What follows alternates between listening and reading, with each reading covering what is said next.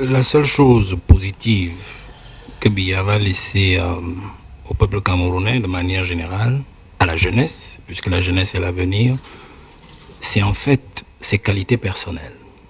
C'est la seule chose, j'insiste dessus. Ses qualités personnelles, et dans ses qualités personnelles, il y a son intelligence de situation. C'est-à-dire quelqu'un qui a toujours su prendre la bonne décision pour son pays, pour nous faire passer des mailles du filet, des secousses et des grandes tentations et même des contraintes internationales. On peut citer Bakassi, on peut citer les différentes crises, que ce soit la crise économique, on n'a pas connu assez de secousses comme les autres. Donc il a toujours su prendre au moins de bon nom son intelligence de situation. Cette intelligence de situation peut aussi être visible sur le plan politique. Bon, là maintenant, il a utilisé son intelligence de situation à titre personnel de façon égoïste. C'est-à-dire qu'il a utilisé l'intelligence de situation pour éliminer à chaque fois tous ses concurrents politiques ou ses rivaux potentiels pour se maintenir au pouvoir. Donc je peux dire que c'est l'intelligence de situation qui laisse à la jeunesse. Bah, je n'en ai pas besoin de revenir dessus. On peut citer Marafa Amidou Yaya. Ça c'est 2012, vous le savez. Marafa était opposant, adversaire politique. On peut citer Aïssi Mvota. On est en 1997. Il faut les lire dans les ouvrages. Comment est-ce qu'il a été éliminé politiquement. Et je ne veux pas évoquer l'autre élimination. Donc on peut citer comme cela. On peut citer même Ebois Samuel, qui était justement un de ces farouches opposants et qui est mort le 3 novembre 2000. Donc on peut citer comme ça. Son intelligence de situation, c'est-à-dire sa capacité à se tirer des situations même les plus inextricables. Je l'ai dit, j'ai tout dit sur le plan positif. L'héritage est donc... Bien sûr, l'héritage est donc négatif. L'héritage est négatif parce que le premier mauvais héritage qu'il nous laisse, c'est l'héritage de l'ingratitude et de l'égoïsme. C'est-à-dire le président de la République a été toujours un homme ingrat et égoïste avec tout ce qu'il a gouverné, avec tout ce qu'il a nommé. Je cite simplement, nous avons eu un fameux débat sur Ernest Ouandié, par exemple, et où on a vu qu'il n'a jamais accepté que ces gens qui ont combattu dans l'histoire du Cameroun pour la libération politique du Cameroun, parce qu'il ne s'agissait pas d'une autre libération, d'un autre type de libération, que ces gens rentrent définitivement dans l'histoire comme des héros. Parce que la loi d'habilitation qu'il, lui, le signe, il promulgue en 1991, n'est qu'une loi d'habilitation, c'est-à-dire qu'il fait partie, ces gens-là, d'étapes de maquisards à des citoyens normaux. Mais pourtant, c'était des héros qui devaient être consacrés et reconnus par la nation. Et on va citer comme ça, parce que quand je dis ingratitude, même envers son propre père Aïdjo. Parce que quand vous regardez un monsieur que Aïdjo a adopté Paul Biya depuis 62, l'a confié à Itekim Boumoua, l'a récupéré en 68, secrétaire général, après, bien avant ça, c'était directeur de son cabinet. Et puis en 75, premier ministre, et il lui donne le pouvoir en 82.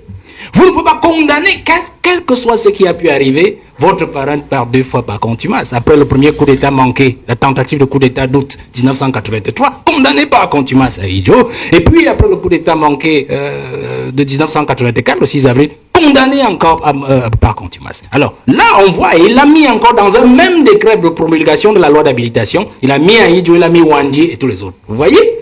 Donc il y a un problème d'ingratitude. Et c'est ce qui nous affecte aujourd'hui, même sur le plan de la mystique nationale, la mystique gouvernementale de ce pays, la mystique sociologique. Parce que lorsque vous enfreignez les règles morales, il a parlé tout à l'heure du respect des aînés. Nous ne pouvons avoir qu'un pays obscur, devant nous un avenir obscur. Parce que le père de la nation, Aïdjo, n'a jamais été restauré dans ses droits. N'a jamais été restauré dans son honneur et sa dignité. Comment voulez-vous que nous évoluions avec ça? Prenons, renversons même l'analyse. Si Biya maintenant venait à partir et laisser le Cameroun dans cet état où nous nous retrouvons, vous pensez que la jeunesse camerounaise lui fera honneur? Vous qui lisez les réseaux sociaux, personne ne veut entendre un traître mot positif sur Paul Biya. Parce que tous les Camerounais raisonnent en termes de souffrance. Ils regardent leur quotidien et regardent le quotidien de ceux qui gouvernent et se disent comment est-ce qu'un pays peut être bâti ainsi?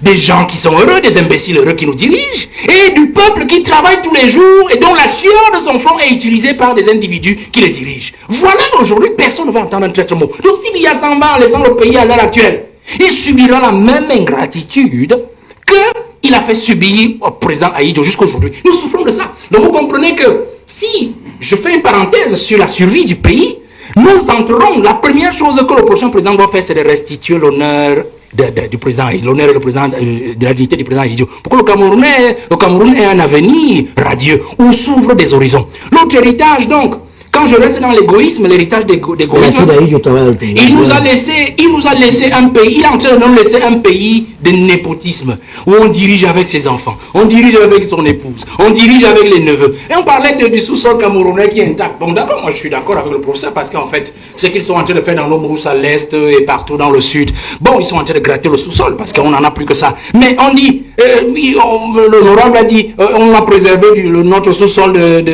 comment dire, de l'appréhension de l'étranger. D'accord, je suis d'accord. Mais notre sous-sol n'est pas préservé des rapaces internes. Suivez seulement tous les contrats qui sont signés au Minmid. C'est le fils de, c'est le neveu de, et tout ça se ramène au président de la République. On passe par le système de népotisme. Regardez cet héritage d'égoïsme. Il y a des ministres dans ce gouvernement qui sont les ministres de la cuisine du président. La cuisine du président, ça veut dire quoi? Ben, vous avez une femme à la maison, non? Elle a une cuisine, je pense, M. Obama. Alors, vous comprenez très bien. Il y a des ministres qui font du mauvais boulot parce qu'ils savent qu'ils ne doivent rien au Premier ministre. Parce que le Premier ministre n'a jamais proposé la nomination. Il y a des ministres aujourd'hui qui savent qu'ils sont des ministres du sang de Paul Biya, de la progéniture de Paul Biya. Vous comprenez? Et donc, moi je m'amuse quand je vois des Camerounais surpris, pleurer tous les jours, tel ministre, on dit les poubelles, tel ministre, on dit les routes, on dit ceci. J'ai dit, mais vous ne comprenez pas quoi? Voilà l'héritage que le président a de nous laisser. Un héritage des hommes de cuisine, un héritage des hommes de filiation.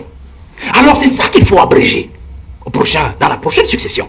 Je pense encore que lorsqu'on rentre dans cet héritage-là de Paul Biya, l'héritage négatif, l'héritage noir, qu'il faut absolument changer, qu'il faut absolument renverser, il faut rester dans cette logique de Paul Biya qui justement nous laisse un héritage d'un homme dépensier, dispendieux, un homme qui n'aime pas son pays. Je prends un simple cas, prenez la Suisse, il a passé 49 jours en Suisse, c'était le grand débat d'octobre dernier.